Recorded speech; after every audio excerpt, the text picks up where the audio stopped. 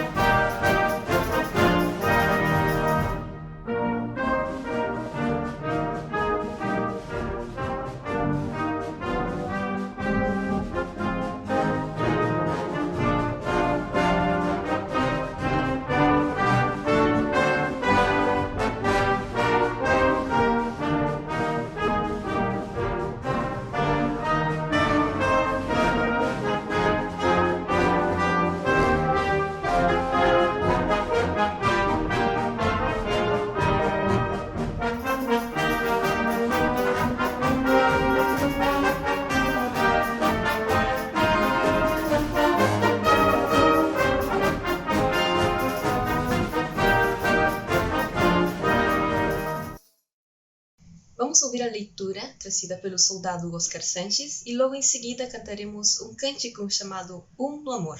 Aleluia, irmãos. A leitura de hoje está em 2 de Coríntios 7, de 2 a 7. Diz assim, a alegria de Paulo.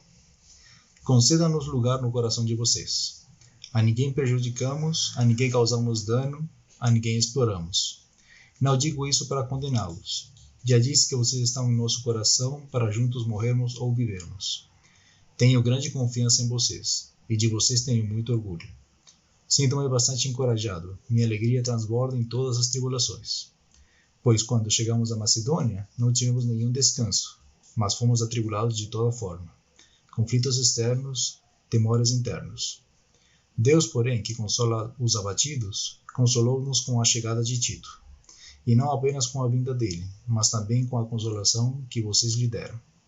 Ele nos falou da saudade, da tristeza e da preocupação de vocês por mim, de modo que minha alegria se tornou ainda maior.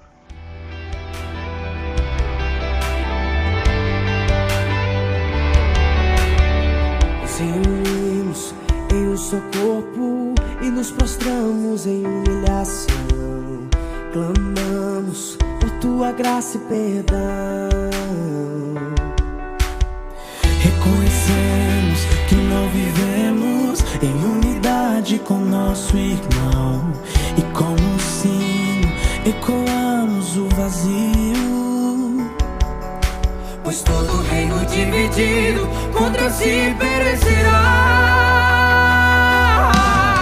Se somos de Cristo, cultivamos a unidade entre irmãos, deixando de lado as diferenças e segregação, para que o mundo creia que o Pai o enviou. Sejamos um amor, oh, oh, oh, oh. Sejamos um amor.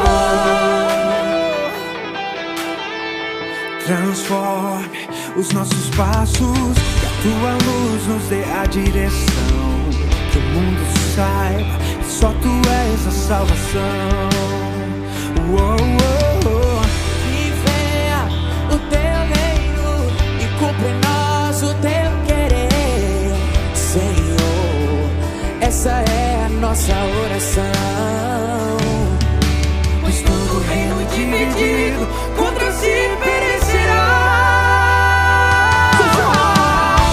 somos de Cristo, cultivamos a unidade entre irmãos, deixando de lado as diferenças e segregação, pra que o mundo creia que o Pai o enviou. Sejamos um amor. Sejamos um amor.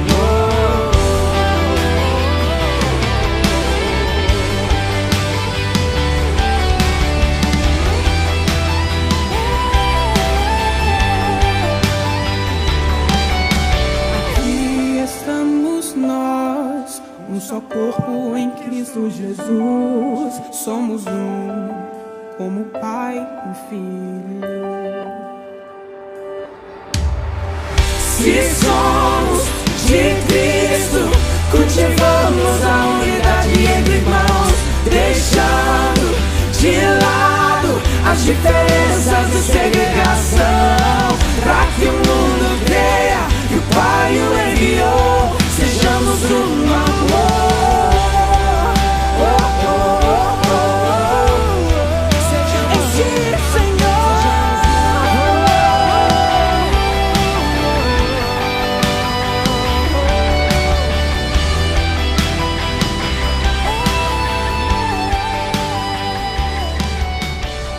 Agora, em preparação para a mensagem, meu pai e eu cantaremos o cântico Aleluia, O Guia-me.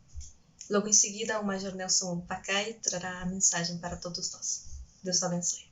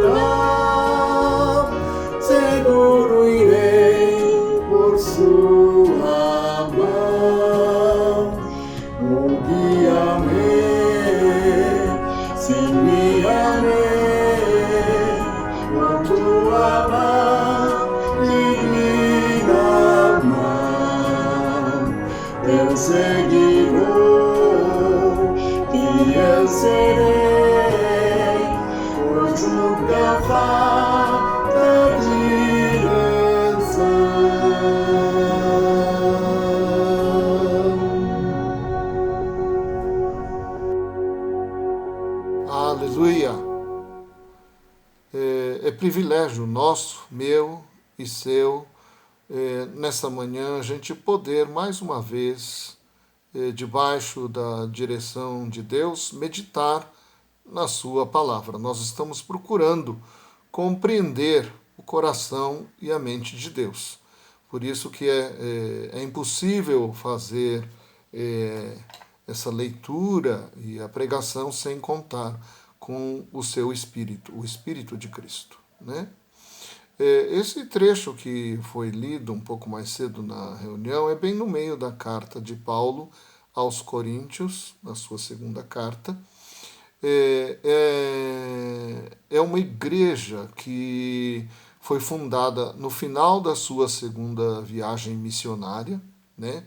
Paulo está vindo da Macedônia e ele desce para a região da Caia e chega a Corinto. Corinto, na época, é maior que a famosa Atenas, né? As ruínas de Corinto da época de Paulo ainda estão lá e ficam um pouquinho longe da Corinto atual.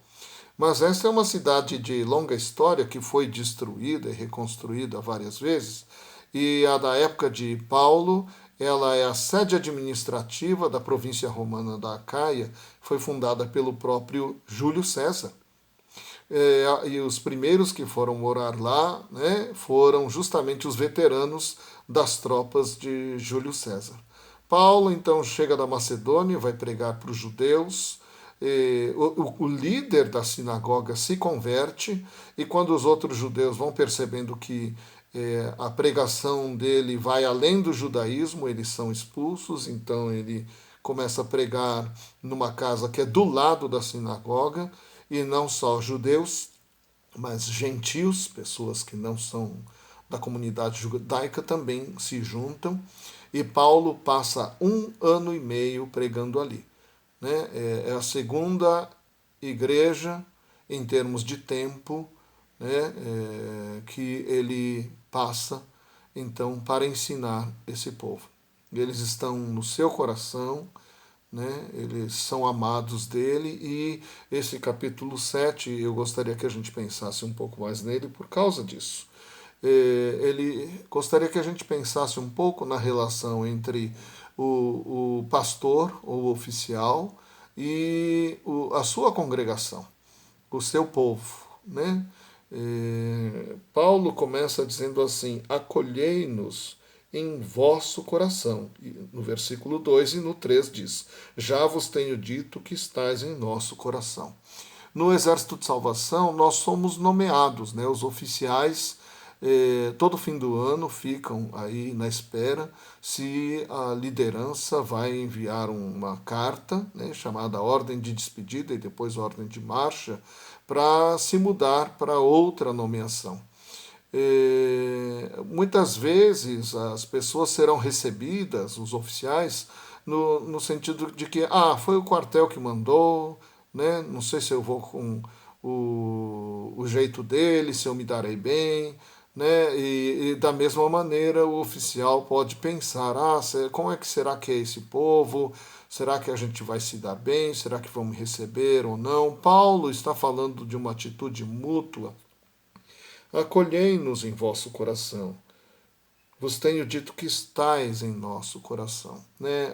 A proposta cristã de relacionamento não é uma proposta como numa empresa. Vem um novo chefe, vem um novo encarregado, um supervisor, ou vem um novo funcionário para esse supervisor. Não, não é. A proposta cristã é de que nós somos pessoas que estamos andando juntos para nos apoiarmos. Não é igual um cabo de guerra em que uma criança puxa de um lado e a outra criança puxa para o outro lado. Não é o oficial brigando com a sua congregação e a congregação brigando com ele, puxando para lados opostos. Nós fomos convidados no corpo de Cristo para nos incentivarmos, nos apoiarmos, no sentido de que estamos todos não apenas no caminho que é Jesus, mas estamos em busca do destino que é o mesmo Jesus, né? A pessoa de Jesus, o relacionamento com ele, íntimo, pessoal e comunitário, na verdade, é tanto o caminho como é o nosso destino. A Escritura fala que Paulo diz no versículo 4, muito grande é a minha franqueza para convosco. Então, ele é muito franco com aquela congregação. Muito interessante que a carta não é voltada só para as lideranças. A carta é voltada para toda a igreja. Ele não está se censurando aqui, ele está sendo muito franco. E ele diz assim: sinto-me grandemente confortado. E mais tarde, versículo 7, também pelo conforto, aqui falando de Tito, e no versículo 6, conforta os abatidos, e ele está falando dele mesmo, né? Paulo está falando de si mesmo. Algumas pessoas, quando leem Paulo em Atos e nas cartas, têm Paulo como um super-homem, incansável, infalível, e que é impossível ele se desanimar. Bom, Paulo, para a congregação, está abrindo o seu coração e dizendo que ele ficou atribulado, no versículo 5, e ele ficou abatido. Né? Ele não tem medo de ser transparente. Né? Versículo 2 diz assim: a ninguém tratamos com injustiça, a ninguém corrompemos, a ninguém exploramos. Né? Ao contrário do que infelizmente ocorre e é tão notório, é uma pena isso, né? Mas é notório. Desde a época de Paulo existem pastores e líderes que sim exploram essa posição de liderança de maneira indevida, corrompem o povo com doutrina errada, ensino errado, com práticas erradas, né? Exploram as pessoas, a boa-fé, a ingenuidade, a sinceridade naquilo que é uma das coisas mais profundas do ser humano, porque falar de Deus mexe com a alma do ser humano, tem uma questão de entrega, de confiança, né? E Paulo fala, olha, nós não tratamos assim com vocês. E ele sente, então, que ao pedir, olha, me acolham, porque vocês já moram no meu coração, então eu posso me abrir para com vocês. E ele se mostra abatido, atribulado. E o que eu acho fantástico nessa passagem é que Deus envia para consolar a Paulo, ele envia uma pessoa chamada Tito. Porém, Deus que conforta os abatidos nos consolou com a chegada de Tito. Né? Que tipo de pessoa será que era Tito? Né? Eu fico imaginando. Que tipo de pessoa tenho que ser eu para ser mais parecido com Tito? Cuja chegada console da parte de Deus, né? Olha, porém Deus nos consolou com a chegada de Tito. Não é um consolo, um amigo, um relacionamento afetuoso que é legítimo. Não é só isso. A chegada de Tito é interpretada como um consolo que vem da parte de Deus. Então, que tipo de homem eu preciso ser? E, na verdade, a gente, como líder, espera que a nossa passagem pelo corpo do bosque ajude a produzir homens, mulheres, jovens, adolescentes e crianças que sejam semelhantes a Tito nesse sentido, cuja presença, cuja vida traga conforto, traga consolo da parte de Deus. Que coisa maravilhosa, é fantástica. E não é só isso, não consolou só com a chegada de Tito, e não somente com a sua chegada, versículo 7, mas também pelo conforto que recebeu de vós, que Tito, recebeu da parte da igreja. Então, algumas vezes as pessoas confundem as coisas.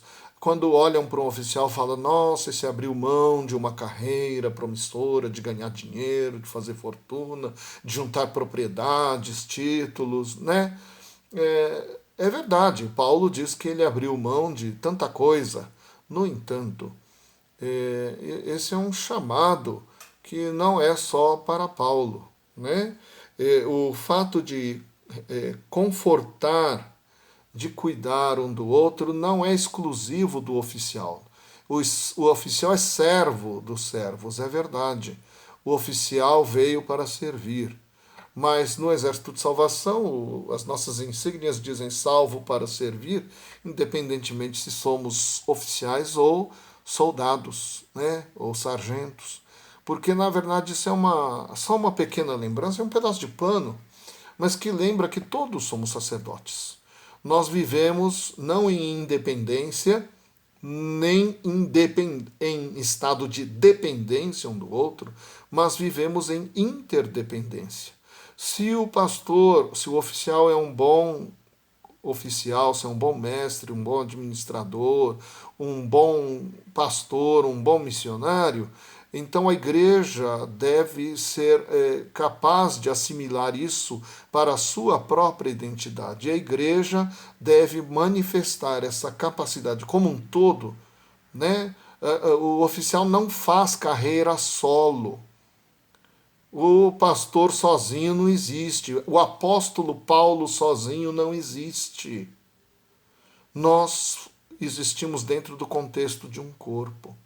E a Bíblia diz o seguinte, que ele tem esse conforto por causa do vosso zelo por mim. Né?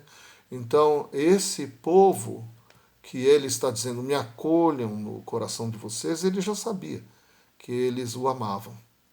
Então, a nossa experiência, a gente entende que deve incluir esse amor mútuo entre os que somos cuidados e entre os que cuidam da gente. Talvez não seja uma realidade, mas esta é a realidade que precisamos buscar em Cristo Jesus. E aí a Bíblia vai dizer assim, muito me glorio, sinto-me grandemente confortado e transbordante de júbilo, aumentando, versículo 7, aumentando assim meu regozijo. Então, isto é para a nossa alegria, como diz lá, né? Para que a nossa alegria seja completa.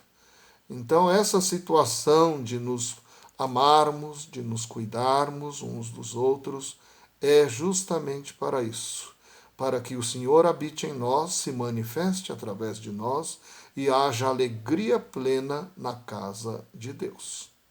Então, da mesma forma que Paulo cuidou e foi cuidado, e a igreja de Corinto também foi cuidada e cuidou de Paulo, e de Tito, que o corpo do bosque possa ser uma igreja conhecida pelo seu amor, que se manifesta em cuidado.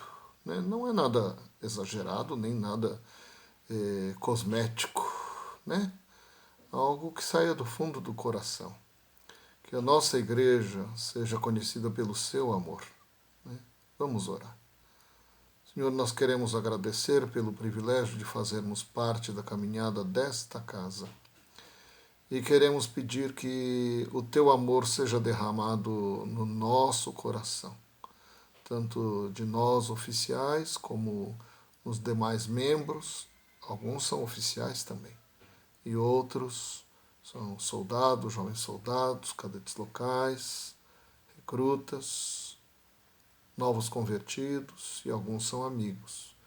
Mas dá que a nossa igreja não apenas seja conhecida, mas ela seja de fato, verdadeiramente, uma igreja amorosa, imbuída do amor que não vem do ser humano, não vem das nossas preferências, mas vem daquele que morreu por todos, daquele cuja palavra diz que é da tua vontade que todos se salvem. Então nós queremos pedir, Senhor, que o Senhor nos ajude a nos abrirmos, não apenas para que teu Espírito coloque essa semente na nossa vida, mas para podermos exercitar de maneira prática a cada dia esse amor e esse cuidado de um para com o outro. Dá-nos sabedoria em como exercer, mas dá-nos coragem, porque o mundo precisa ouvir mais do que palavras, o mundo precisa enxergar essas palavras encarnadas na nossa vida. Então, ó Deus, nós não temos isso. Se não vier da tua parte, nós não temos. Por isso estamos orando ao Senhor. Ajuda-nos, dá-nos e dá-nos a ousadia e a coragem de experimentar o modelo que o Senhor tem na tua mente e no teu coração para nós. Não aquilo que nós achamos, mas aquilo que o Senhor quer produzir. Pedimos em nome de Jesus. Agora vamos então receber a bênção, né? Que o amor de Deus Pai, a graça de nosso Senhor Jesus Cristo e a comunhão do Espírito Santo permaneçam sobre cada um de nós, de maneira que possa transbordar dentro da casa de Deus e alcançar os que são de fora. Pedimos em nome de Jesus. Amém.